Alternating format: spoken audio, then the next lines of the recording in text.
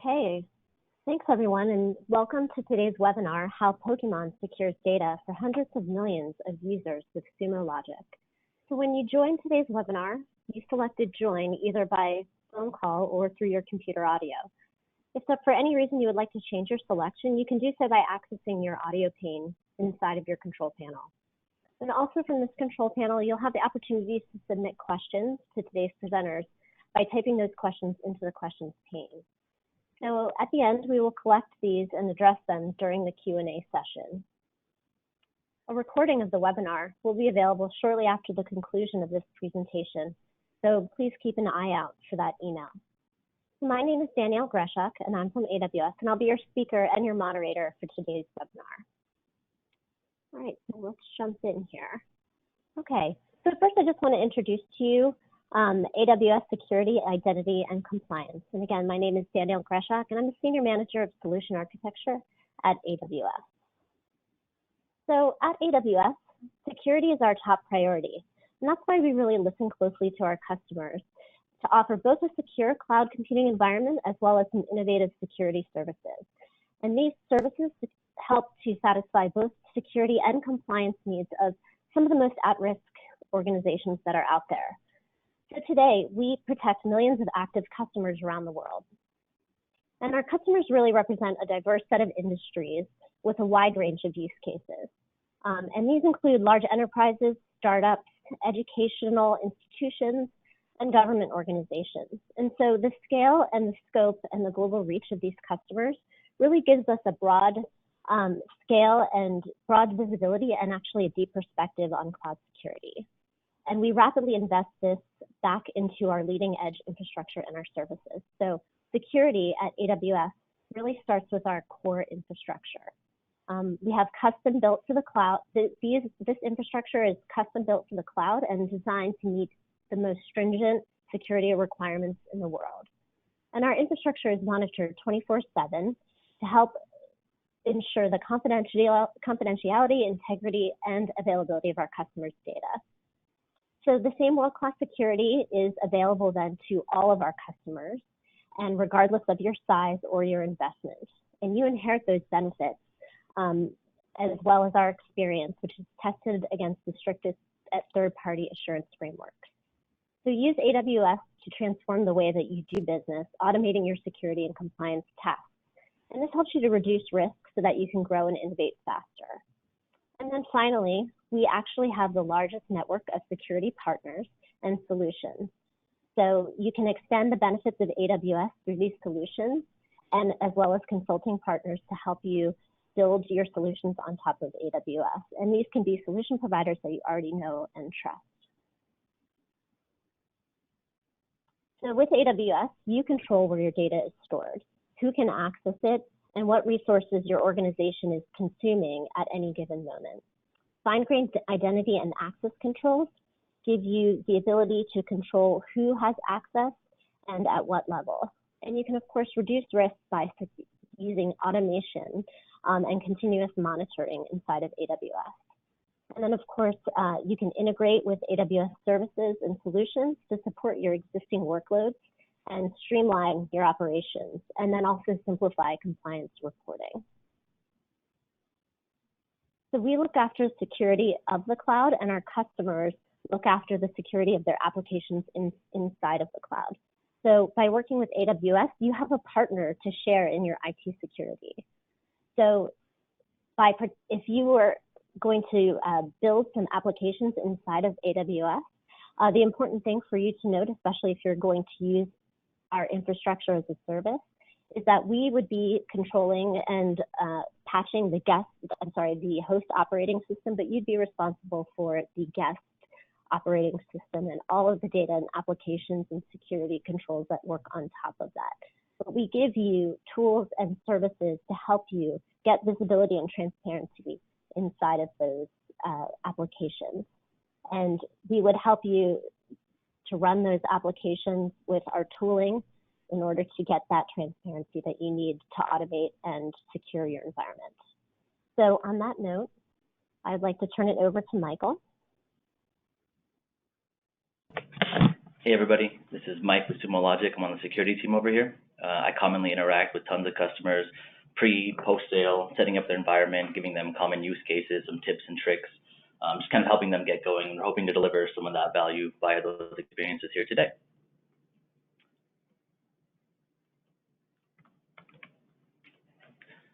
So, sorry, a little bit of lag there. So let's start out with a quick 10,000-foot view into Sumo, who we are, what we do. So for the who we are, we're a secure, cloud-native machine data analytics company, and what we do is we help customers manage ops and security of all mission-critical applications they have.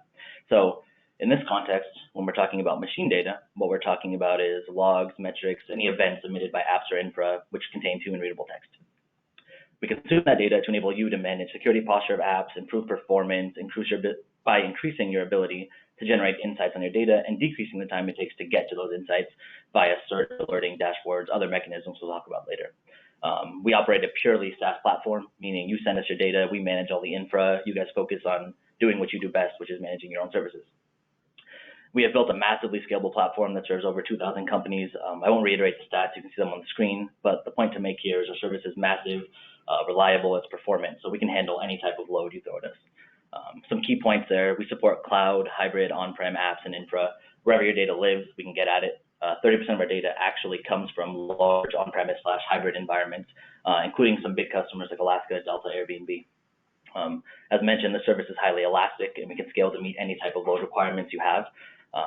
We provide a single integrated platform that serves all these multiple use cases. So many customers use us for operational security and business insights. And we come with a huge amount of pre-built content for all these various apps that you can use to support all those use cases and decrease your time to value. We have a flexible licensing model that takes into account average data volumes, variable retention requirements, business and seasonal patterns, and provides you a tailor-fit solution for your pricing needs. And then the last thing we'll touch on here is around compliance. So obviously, given the nature of the service and what we touch, we put customer trust and confidence above all else. We've obtained and maintained several of the most rigorous security certifications and attestations. We'll list some of them here: PCI DSS 3.2, HIPAA, SOC 2 Type 2, ISO 27001. We have CSA Star. We've been designated FedRAMP ready, and we're EU-US Privacy Shield certified. And we're also compliant with GDPR. And then lastly, we're also actively aware of all oncoming legislation, including stuff like the California Consumer Privacy Act. So the point to make there is whatever type of data you have, whatever volume of data, we can manage it. Moving on to the next slide here. One too far. There we go. So a little bit more detail around what we do here. We do a lot of things. So we find customers tend towards three key use cases we focus on. We'll call them operational, security, and DevOps analytics. And these are the three broad buckets. Business analytics comes up a lot as well. We'll stick to security for the purposes of this talk. So what we do is we ingest data from your apps, any of your cloud systems, IaaS, for example, SaaS services, any on-prem infra, and then the service lets you perform threat detection and investigation via collecting and centralization of all the data to monitor, visualize, alert common use cases like SLA breaches, security threat identification, identifying any anomalies. And you do all this via dashboards, scheduled searches, various types of alerting. We have a robust API, everything you kind of expect from the nature of service we are. These functionalities also support building out SOAR capabilities and extensibility of the platform as well. And that's cool stuff we'll talk about in a slide or two when we get to Jacob's part. And then you can also perform troubleshooting using various built-in statistical and other operations to get to root causes faster. So we have outlier detection, for example, purely statistically looking at the volume of logs as it fluctuates over time. Log reduce and log compare, which allow you to extract log signatures and look at how they vary and how they vary over time, which can help you if you don't know what you're looking for, just baselining your environment. And on to the next slide. And now why Sumo specifically for security monitoring for the SIEM use case specifically? Basically, we provide a single pane glass of view into all of your environments. You can use that data to create all these views that aggregate and show your reporting and alerting comprehensively across all environments at once. You can also customize all those views heavily and create operational or security specific dashboards that factor in and correlate all that data from those environments, giving you a better view and perspective and an up-to-date perspective as well about everything that you care about at whatever level you choose to care about it. Common use cases like CEO or CISO level dashboards that are high-level aggregations versus the practitioner or analyst level in the SOC who are looking at specific alerts.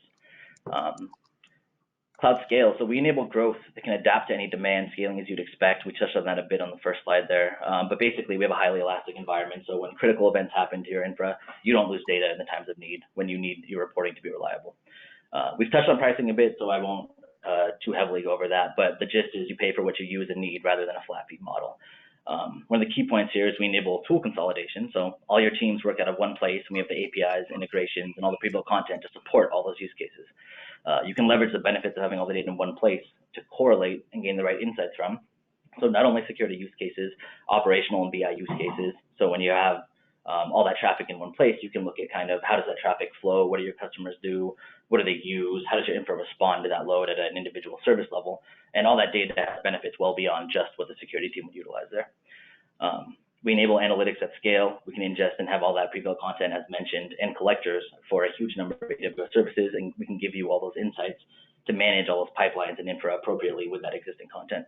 And then lastly, compliance again. We've touched on that at the beginning, and we'll have some links at the end that'll give you a bit more detail around what we do to manage and secure our platform. On the next slide here, we come to the point. So what we really wanted to talk about today are what we believe are 3 key elements to helping you build out a great SOC security team based on our experiences and our joint lessons learned. So first and foremost, adopting some military strategies on management of your processes. Specifically, we're talking about core constructs like the OODA loop. The OODA loop specifically stands for observe, orient, decide, and act, and it represents 4 phases of decision-making that you can use in approaching and handling any type of situation, not specifically military security, but just a general framework for thought. So at a high level, the idea is you gather all relevant information, you get an understanding of the situation, you observe and you orient, and then you make the decision, which is decide and act. And then the key part of that is actually assessing the results of what you did and the impact that it had. So the loop part back to observe and orient. And the idea is to kind of build in that introspectiveness, right? That ability to look at what you're doing at a holistic level, not just at a very granular level, which is common. So a great example is postmortems are a formalized OODA loop process, right? Looking at what happened, how, why, what can be better. But that never happens anywhere outside of like production-specific or security-specific incidents. But looking at that and applying that holistically to everything you do day-to-day can provide you huge benefits overall across your company. So think in terms of the day-to-day repetitive tasks, friction, and all that. Secondarily, we have building and maintaining an agile team. The name implies what it is there.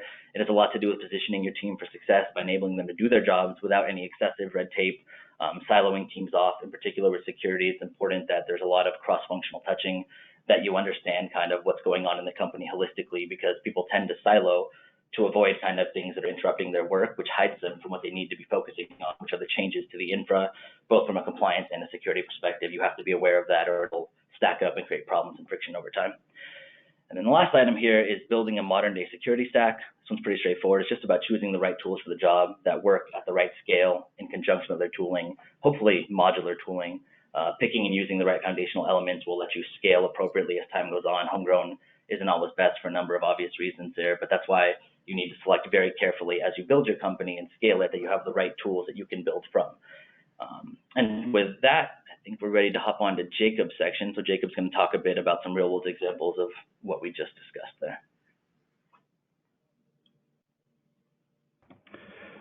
Hi everybody, I'm Jacob. I'm a senior security engineer over at the Pokémon company. Just a quick background about me. I've been in security for 30 minutes. I joined the team last year in April, right when I got my OSCP, and have been working with them ever since. My background, honestly, is in test and automation, and I've really have excelled trying to automate myself out of a job and pushing all that automation onto security so that I can do my job better. Just a quick background about Pokémon and the team. There we go. A couple years ago, I'm sure everybody knows, Pokemon Go was released, and we had a huge explosion within our user base. Pokemon Go uses Pokemon Trainer Club system to authenticate. It is special in that it is designed for users under 13. So a bit about that compliance that Mike talked about. We have to be not only GDPR compliant, since this is worldwide, but also COPPA compliant, since we have children under 13 that are using our systems. But we saw this authentication system blow up from 1 million users to over 300 million users from the 800 million downloads, and that is just still growing. Now, when that all exploded, we hired out a technology org to be able to handle it. But their first instinct was to, how do we get this to scale, and how do we get this to be able to be sturdy enough to be able to handle this load. They weren't always thinking security first when they did these things. So once I came on board and once we were a little bit more mature, I was able to start inserting security into our cloud environments kind of retroactively. It's been a bit of a challenge. I'm sure everybody can understand this. We are understaffed. We have a total of 8 people in our security team. And when I say 8, I mean really 3 engineers and 2 SOC analysts, cloud or compliance officer, a legal rep. And those 3 engineers that I mentioned, one's focused on our internal environment, one's focused on red team and pen testing, and then there's me focusing on cloud security. So basically, I'm trying to manage our cloud environments and making sure that they're secure, and that's where all of our customers' data is. So I needed to be able to figure out a way to manage all of these issues and do it as fast as possible, which is why a little bit of my background in test, being able to find the seams, find the gaps, and automate all the little stuff that I don't really care about doing. So to dive a little bit more into the OODA loop, my boss has drilled that into my head. As you can see, I wear the shirt.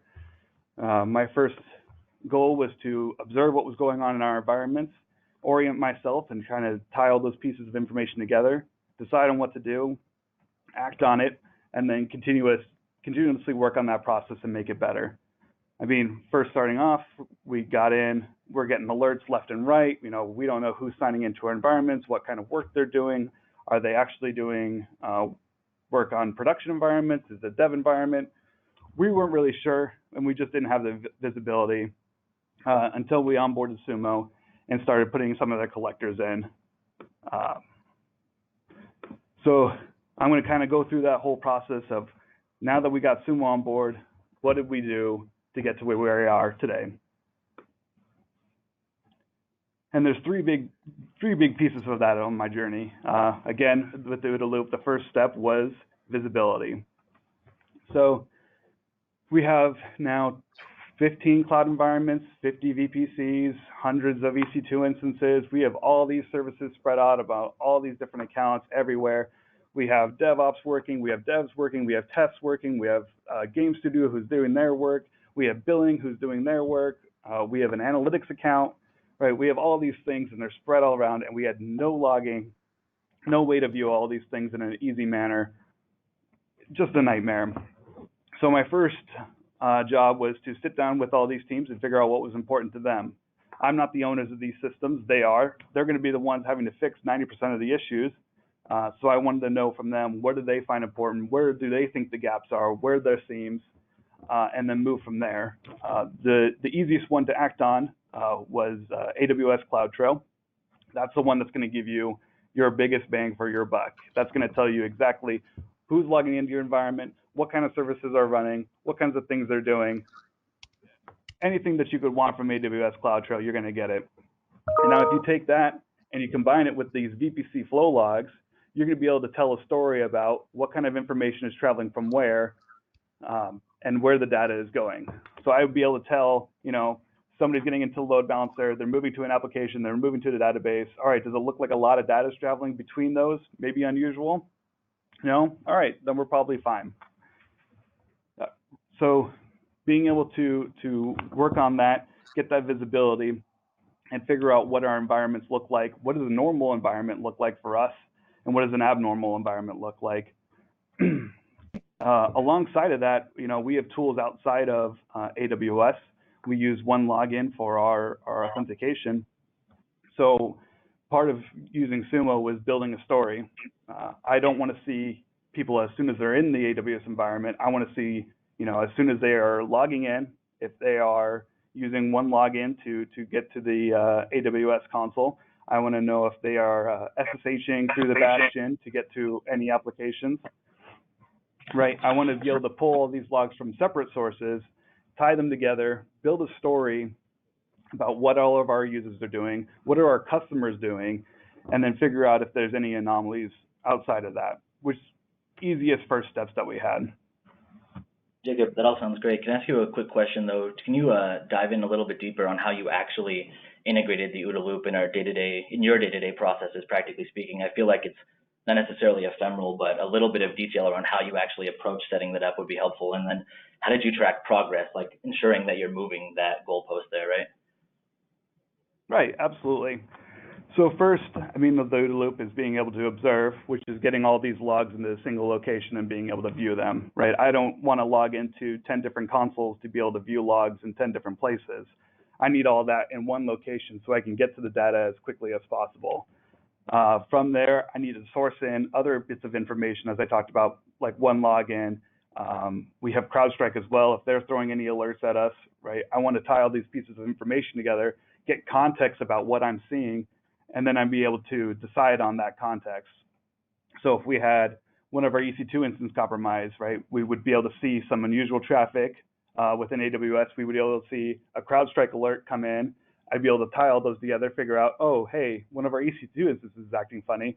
Let's go ahead and act on it, quarantine it, separate it out, spin up a new instance so we don't mess with our customers at all. And then we can just investigate what's going on here and figure out how they got in. And then we want to be able to capture all of that information. We use Jira for our issue tracking, so we can figure out how long does it take for us to observe and act, get that whole loop in, and then be able to pump those back into Sumo, and then kind of get statistically over time, you know, are these issues that we're finding, are we resolving them faster, or are we taking longer, and why? Where are the gaps? Where do we need to shore up some of that loop so we can iterate faster? Gotcha. So basically start with the baseline, get a thorough understanding of the environment. From there, talk to the system owners, get their understanding of what it should look like, and then look at where you're actually spending your time in terms of all those alerts and all the alert fatigue and all the triage until you get to the point where you're actually moving faster. Is that the gist of it there? Yeah. Okay. Yep. I'm going to dive a little bit into alerting, which is next, that you mentioned. Our next step, once we got all of our visibility, was to get all of our alerts pushed in. Now, I want to make this as easy as possible. I want to work as fast as possible. So I push all of my alerts to Slack. I don't want to have to figure out where I need to log in to see this information. I just want it straight to me while I'm working, since I do most of my work in Slack anyway, so I can instantly act on it. The few first steps that we did is that we took all these CloudTrail logs, these flow logs, this connections to our Bastion, logins through one login, you know, all these different things, and we started pushing them to Slack, and we did it in separate channels. So we have a AWS Sumo info channel, and those are just informational alerts. Those are things like one of our DevOps engineers had connected to production through the Bastion, right? Maybe one of our devs is running certain commands in a dev environment. These things I don't necessarily care about, but I want to know that they're happening. And if I see any commands that are unusual or kind of funky, I'm able to instantly act on them, but they're not really actionable items. We have another channel that is kind of our red alerts channel. And if we see any messages on there, it is something that we need to execute on. Excuse me. And these are things like a compromised AWS credentials or compromised EC2 instance, you know, CrowdStrike alerts, all these things that require our immediate attention. And we do that, we are able to, with Sumo, kind of not only push this alert, this maybe a guard duty alert or a CrowdStrike alert or any one of these, but we'll also pull from our different sources and say, here's all the things that might be related to it that can give you some background info for you to be able to act on it, all within Slack. So I don't have to go hunting and searching for different sources and trying to get all that information, right? I want to be able to orient myself, figure out what's going on so I can quickly decide what to do next. And this is all just to gain visibility of our environment, get an understanding of what's going on in our cloud environment, what's going on in our devs, our DevOps, our studio, what kind of work are they doing, and just kind of keep that flight awareness at all times. And then one thing that pretty much every customer I've ever dealt with has asked me that I think would be helpful to touch on, and I think you briefly kind of hinted at it earlier on in the visibility portion, is how do you actually go about, like you started from zero basically with a tiny, tiny team and still have a fairly small team. So Yep. coming from that place of like nobody, limited understanding, how did you actually go about prioritizing and setting up kind of what you're monitoring, what you want to alert around? And then another super common one is people commonly just set alerts for every single thing they can possibly think of, and then they're inundated with all these alerts, right? So how do you deal with managing the alert fatigue and then prioritizing, consolidating, aggregating, and all that? So, truth be told, my inexperience in security kind of helped me out a bit on this. Coming off right off the bat, I'm not entirely sure what kind of security things to look for, but I can tell you I need to go to the owners of each system and find out what they're concerned about. So I'm going to go to the subject matter experts that we have and figure out what kinds of things that they're concerned about, and then build off of from there, right? If I can get our folks in the game studio and our folks in DevOps and our folks in Dev and Test and IT, all these people to be able to use Sumo alongside of us, then it's a win overall. So for example, right when we onboarded Studio, I got a bunch of DevOps folks in a room and I said, hey, what do we need to be watching out for? What do you want to be watching out for your infrastructure alerts, right? This is a tool not just for me, it's for everybody. What kind of things are you concerned about as far as scaling or reliability, any network trafficking, and build off of what they want to do first, and then kind of talk about security and what kind of issues that they've seen in the past, and start incorporating those as well. So that not only you get the security alerts, but you also are incorporating other teams to using Sumo to get a bit more value out of it. Gotcha. It's kind of leveraging the benefits of all that compounding data in one place, plus leveraging all of their experience around what they've literally built, so they thoroughly understand it, hopefully. Okay. Right. I mean, they're the ones who built it. They're the ones who know best. And if there's going to be an issue that goes on, they're probably going to be the ones fixing it. So in my mind, there's no reason why not to go to them to figure out what alerts that they care about, what kinds of things that they want to be seeing, so that I can build on top of that. Of course, having everyone as involved as possible makes a lot of sense. Yeah. And truth be told, now we have 2 folks in our game studio who use Sumo Logic more than anybody else in the org. That's more than our analysts. That's more than me. That's more than everybody. Awesome. So we love to hear. So the last piece of the story is a passion piece for me. It's all about automation. Now, I love automation. I try and automate myself out of a job every single day. What I found in security is that there's just a ton to do, and a lot of it is just little things that people need, and they're very important to do, but I don't need to do them all the time. And if I could automate that, then it's going to be perfect. Now I'm talking about things like whitelisting. I'm talking about permissions, these kinds of things that very important. I will not say that they're not, but absolutely can be automated and take less of my time because I have bigger and better things to be focusing on. So the first step of that is, so now I've got these informational alerts, nothing actionable there. They're just for me to kind of get knowledge. I sometimes pay attention, sometimes I don't. And then I have these actionable alerts, these ones that are very important. And those are the ones that I focused on first. And when I'm talking to the owners, especially our DevOps team, I work very closely with them. I wanted to be able to automate some of these alerts because security incidents, they don't happen at 2 p.m. on a Tuesday. They happen at 2 a.m. on a Friday night, Saturday morning. And quite honestly, I am 3 sheets to the wind at that point. So I want to be able to know that if anything was to come up, that it's already been resolved and I don't need to do any work. So the first kind of things that I targeted were small configuration changes. And that's, again, as I mentioned, working with the DevOps team, figuring out what can I target, what kind of things can I be working on that's not going to disrupt their system. Because I want to be a business enabler first. I want them to do the job because they can do it best. And I'm just going to work over here and start to incorporate security into what they're doing. So the first things that I targeted as people build out new accounts for AWS, are small configuration changes, stuff like IAM policy doesn't require a capital letter or doesn't require special characters or things like that. Those things are easily remediable when people build out new accounts. From there, it's other configuration changes. It's things like we do all of our deployments through CloudFormation. I can check through CloudWatch, see what's being built. Let's say an S3 bucket is trying to be deployed. It's open to the public. I don't really want that, so I can automatically just go in, change that configuration, and just let that go. Nobody knows the wiser, but I still get security from the beginning. Yep.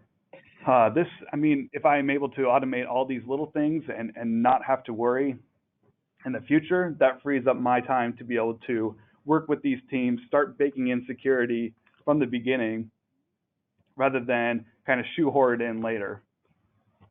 Yeah, automation is obviously super important. It's one of the big focuses for all organizations now. But I guess one of my questions around this would be, how did you actually start, as mentioned, from zero team, no oversight, to implementing kind of the foundational elements of your entire SOAR process? So I know you guys use Demisto, for example, now. You have a ton of integrations between Sumo, Slack, Jira. You have all this on, right? And I think a lot of customers kind of complain about how overwhelming it is. Like, where do I begin? So what are your thoughts around that? Yeah. I could talk all day about this. Our first, so yes, we use Demisto. We also use Prisma Cloud, which is another Palo Alto offering. These two together has been super helpful for us. Demisto has allowed our analysts who are not always, who aren't programmers, to be able to do programmer things and automate some of their playbooks. So the first thing that we tackled, or that I tackled, was things that take a lot of my time and that don't really need a human brain. The first one being phishing emails. Right? I spent a long time, we get a suspicious email in, I would check the hash, make sure that, if it was safe or it was not. If it was, I'd tell the customer or tell the employee, yes, this is fine, don't even worry, but thank you for contacting us. If it isn't, do the work there. Not necessarily hard, but just time consuming. So I was targeting the things that took the most of my time with the least amount of human interaction. From there, our next big playbook that we built out was kind of a threefold: onboarding, offboarding, and also granting permissions. I did a real quick talk at Reinforce about automating permissions.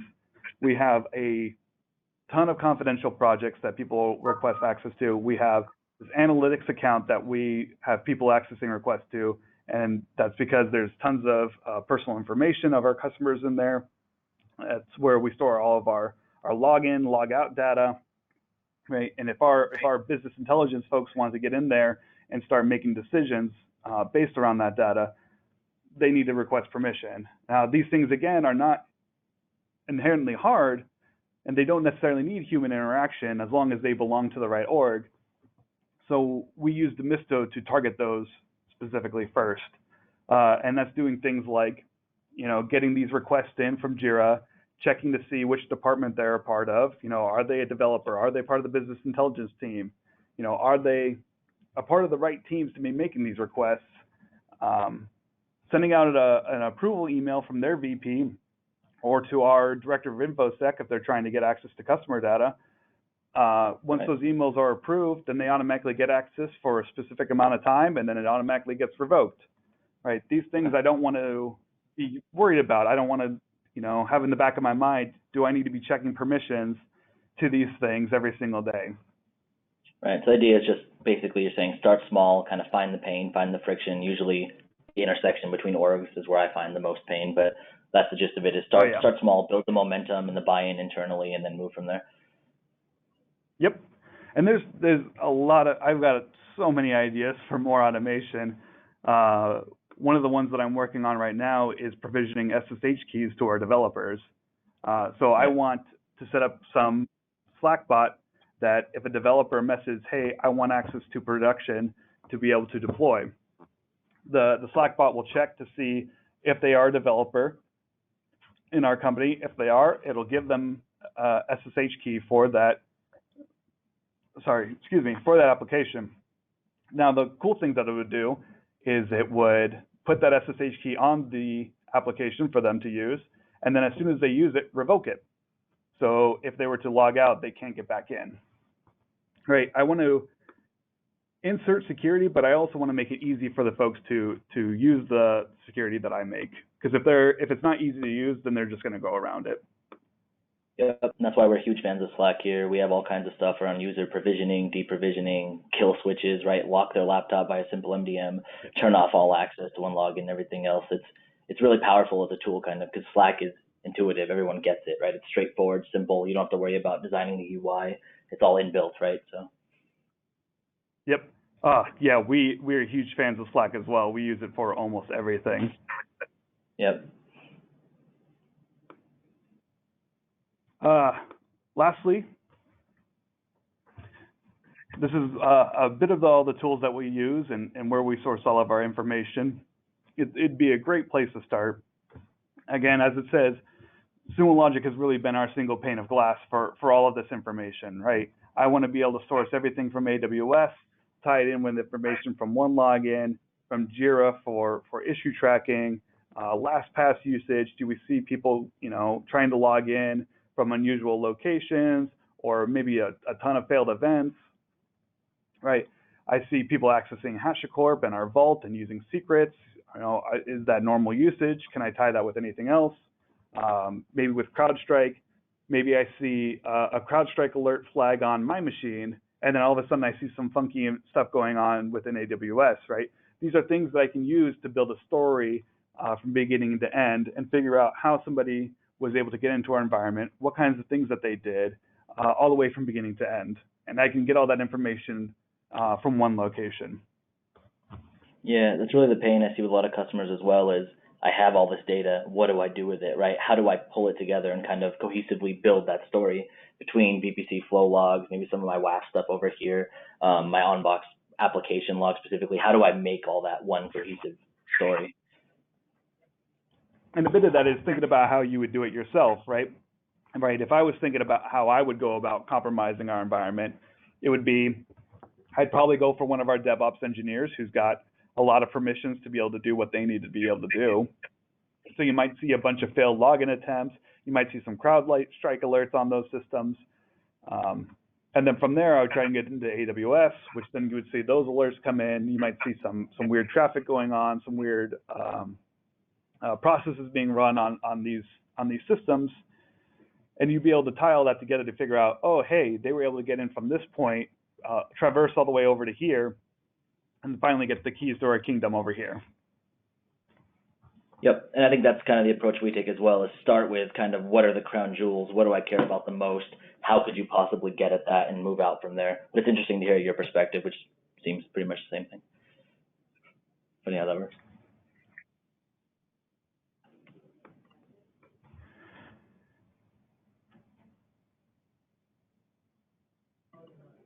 And to hand it off back over to Mike, he's going to go through a little bit about the dashboards that they provide. Admittedly, ours look very similar to these, and I'll speak to them a little bit as well. Yeah, so this is basically one of our popular CloudTrail dashboards. We have a whole bunch of canned content we've discussed before. As mentioned, all this is chop and sliceable. You can move the panels around, increase their size, text panels. There's different types of visualizations, but what we give you is all this content so you can start from a place of kind of trying to understand the new tool that you're starting to use better. From our perspective, what did we look at? What did we care about, right? You can take our understanding from the content that we've made, but separately, if you don't value that, or if you want to tweak it, you can pull off panels or just the log parsing logic if you wanted to, and you just get a quick head start kind of towards where you're going.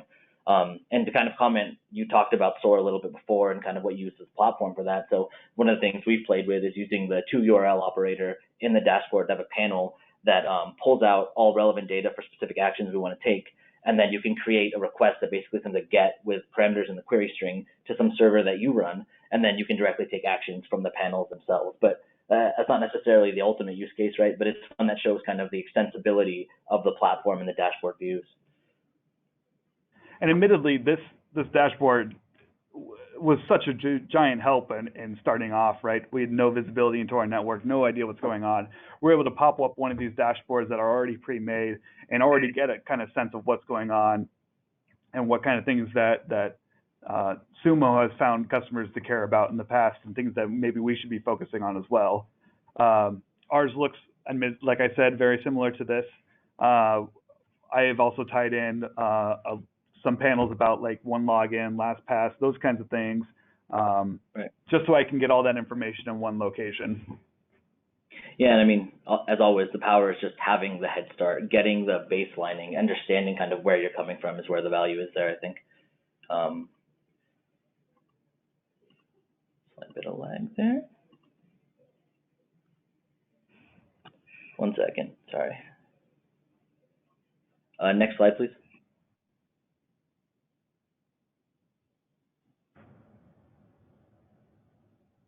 Oh, sorry, it looks like I skipped one there. Sorry, can you go back one more slide here? Someone's clicking, and my controls are not responsive. There we go. There we go. Thank you.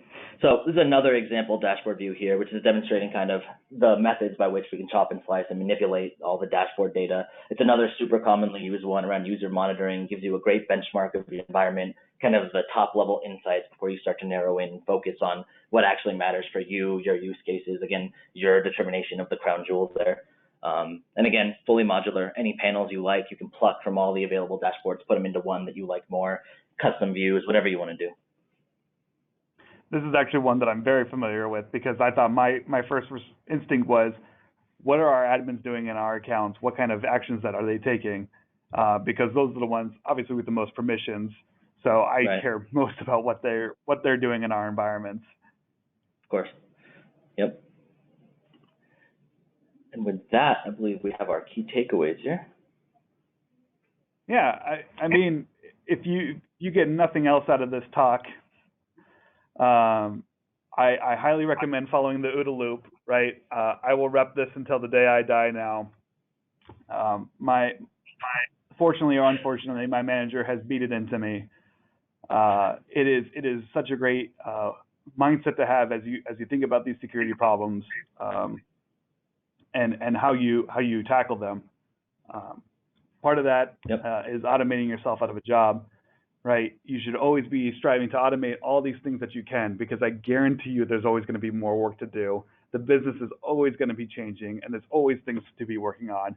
So if you can just automate the stuff that you can, it'll focus you up on such bigger issues for you to be working on. And part of that is Sumo has helped us do this in such a huge way. I can't even explain. It has solved our alerts, it solved all these manual processes that we have, it solved being able to even see what's going on in our cloud environments, right?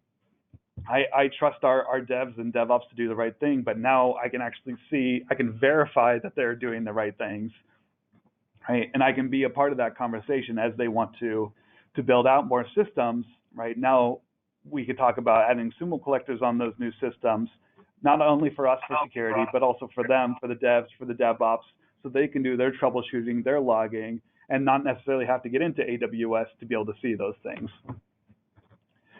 So I highly recommend you go out there, you use Sumo, and you build and evolve your own solution. Keep working on it, keep iterating, right? Because you'll never be done. There's always more to do. Yep. And if you do it well enough, you'll be able to do this. A little bit of background about this.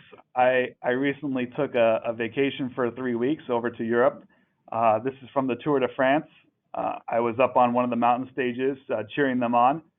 But the point is, I was able to take a vacation for 3 weeks, come back, had no issues, no problem. Everybody was able to do the work that they needed to do. Any issues that came up were resolved, and I could have a happy, quiet vacation, not checking Slack, not checking email, and nobody having any issues. Only possible with Sumo. All right, so here we have some additional resources you can look at, some content based largely around what we talked about today. We have the original article, the blog post by our CISO, George Virchow, and Pokémon CISO, JV, the three pillars of the modern day SOC. We have some details around cloud security analytics as a whole and our AWS marketplace listing as well for the app there. Separately, you can always visit our sumologic.com page for all kinds of blog content, all kinds of details and related posts around various technologies, Sumo as a product, and other changes in the industry. And with that, we are to the Q&A. Okay, great. So let's start the Q&A. First and foremost, for those of you who may have joined the webinar a few minutes late, as we mentioned, this webinar is being recorded, and there will be an email coming out from Sumo Logic with a link to this recording. I know on the Sumo side, you guys do regular webinars. Someone had asked and said there were previous webinars, and maybe the links hadn't gone out. I just want to bring that to your attention, but my understanding is that you'll be sending out the link shortly. Yep, that's correct. We will be. Okay.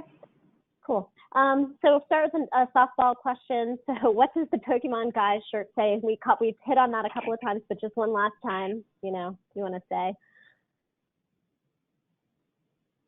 Yep. Say it again?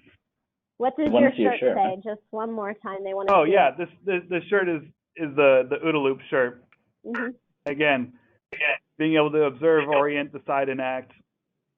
It'll get you so far, and it'll make things so much easier for you. If you follow this, you won't even fall prey to stuff like the Melissa virus. Okay.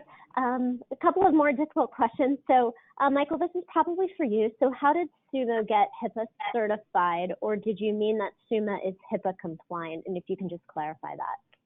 Compliant. We mentioned certifications and attestation. So obviously, I believe there's not an actual, and let me preface this by saying I am not specifically a compliance expert, but we do get audited to ensure that we are compliant with the requirements of HIPAA. It's not actually a certification because to my knowledge, there's no kind of overarching board that actually provides that, right? It's just that we're ensuring that we're providing all the right controls there that we need to be and that we're compliant with what it requires of us. Correct. Similar to GDPR as well. Yeah. Yeah, and AWS operates in the same way for some of our services. Okay, yep. So the next question, it looks like Sumo has a good capability for cloud native technologies. Did Pokémon have an on-prem data center? So this is actually probably to both of you. And it's multifaceted. So we'll start with the first question. What was Pokémon dealing with an on-prem data center as well? So when we first got in and the tech org was first hired out, our website, our authentication platform, all those things were on-prem. We did a giant lift and shift right off the bat and get all that in the cloud. So we are as much in the cloud as we can be. That said, we still have employee laptops and hardware that we need to be mindful of. All those logs, again, go into Sumo, right? My laptop itself, those logs are being sent to Sumo. We do have a server in-house that hosts some applications. Again, we have Sumo collectors on there, able to see all that information being pumped right into Sumo. Okay, so as a follow-up, there was a question about any performance issues in pulling in on-prem logs. I assume also they mean the collectors that are on any of your hardware. Any issues with that? I mean, for us, with our DevOps team, they are very mindful about putting agents on anything. From Sumo's perspective, those agents have not hit a performance at all. We've seen zero effect, both in AWS and in our on-prem sources, to be able to get those collectors on there and have those collectors source information for us. Okay, and finally, does Sumo have SOAR capabilities? I think this is for Michael. Yeah, we touched on that a little bit. It's not necessarily quite the same as something like Demisto, but we do provide all the functionality you need to build. There's extensibility basically via the API, some of the built-in webhook connection stuff, some of the alerting and script actions that you can take based on searches. So you can get some of that automation now. It's again not going to be the exact same as something you might be expecting if you're looking at like a Demisto style solution, but a lot of the capability that you need is there, right? To add on to that, we do use Sumo Logic. we use their alerts that they have built in that kick off our Demisto playbooks and kick off some other automation that we have. Not many necessarily don't have to go through Demisto to do. Demisto has been a great tool for us to be able to let our analysts to be able to build up the playbooks that they know and they would run manually and run those automatically. Again, as Mike mentioned, Sumo has a great API that you would be able to build any type of automation off of. Another question, so I believe this is for Jacob. Did you use any of the pre-built SIEM overlays to help build out your alerting system? Any of the pre-built? SIEM. Oh, yeah, absolutely. We touched about it a little bit on the slides that Mike was showing. They have pre-built solutions for almost everything that we were using. CloudTrail, flow logs, a lot of guard duty as well. Again, not a lot of background in security. I immediately jumped on those as soon as possible and started to figure out what information was relevant for us and what other stuff do I need to enrich this information. And that, as I mentioned before, was tying in, like if I want to see CloudTrail and I want to see people who are authenticating, I would tie in guard duty alerts with that. I would tie in CloudTrail. I would tie in one login. I would tie in LastPass. All these things together to figure out where people are logging in from, what kind of authentication are they using, are they failing at all, are they, just am I seeing any weird interactions here? Get that all in one location, and then kind of keep an eye on that over time. Get a sense of, this is what our environment looks like. I expect, some people to fail a couple times. I mistype my password all the time. That's not a big deal. But if I suddenly see a spike of like 100 failures on Jacob, then we're going to have a problem. And then I have to be able to investigate that.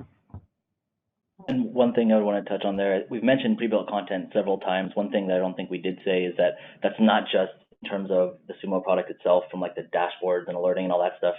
It's also collectors. So we have like Lambdas, for example. You can deploy serverless functions that are going to grab all of your data from wherever they may be for like AWS-based services.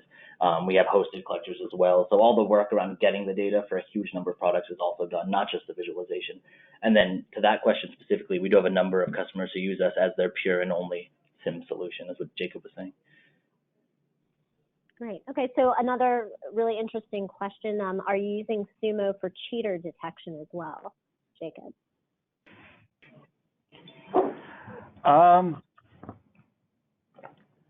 Yes, is the short answer to that question.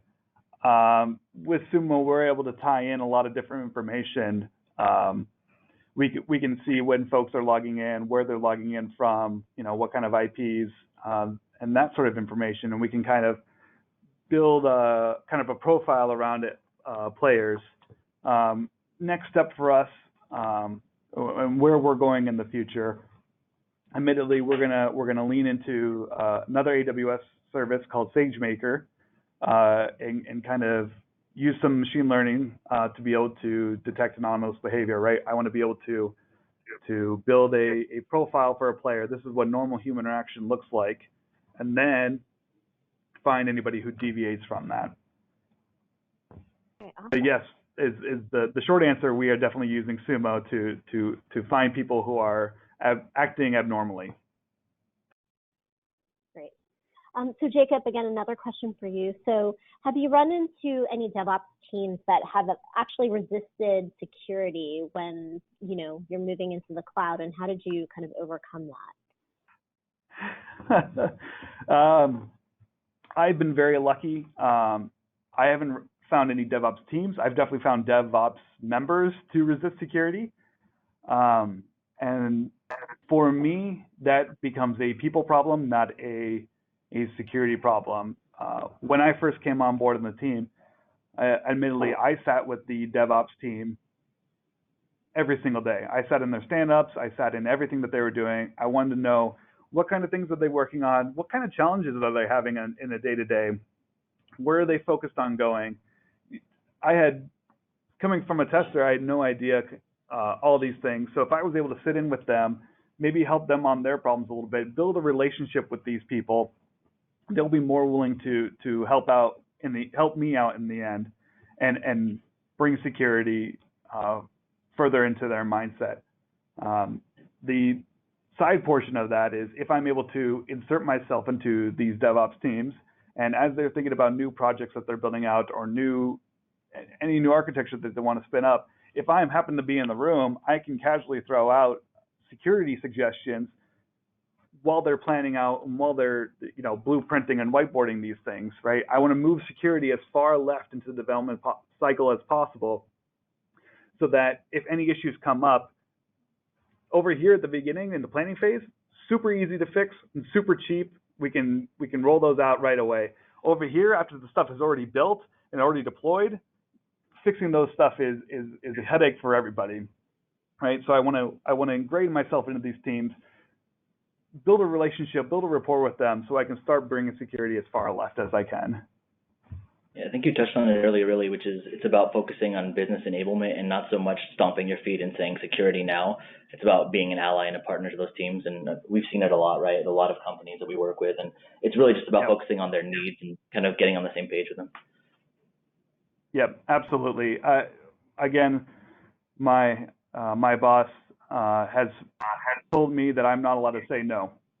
I have to be a business enabler first, and the security in mind is second. So if I ever have an issue with anything, I have to say yes, and then think of a way to solve my needs, rather than have them fix their needs to match mine. I love that. Okay. Next question. So, we talked about some of the pre-built dashboards and content, but people are asking how many man hours actually go into creating the dashboard after the logs have been gathered. So I think Jacob probably has experience there as well, but as a general case, it really depends on what you're specifically trying to build, the depth of that specific dashboard, how many panels you want to build in.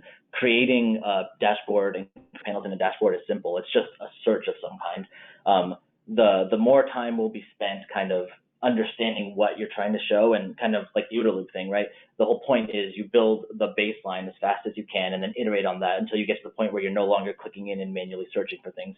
You're trying to make it as one stop of a shop as possible for that specific source. So in terms of time, I can build a dashboard for a source that I understand in 5 to 10 minutes, right? It's not super difficult to write these searches to them how you need to, but the understanding of the product you're trying to use and the rest of that, that's where the time will be spent. So expect some hours, but it's not going to be onerous, and the tool itself doesn't get in your way in doing that. Okay, great. So Jacob, for you, which dashboard has been the most valuable for you, or which one do you use the most?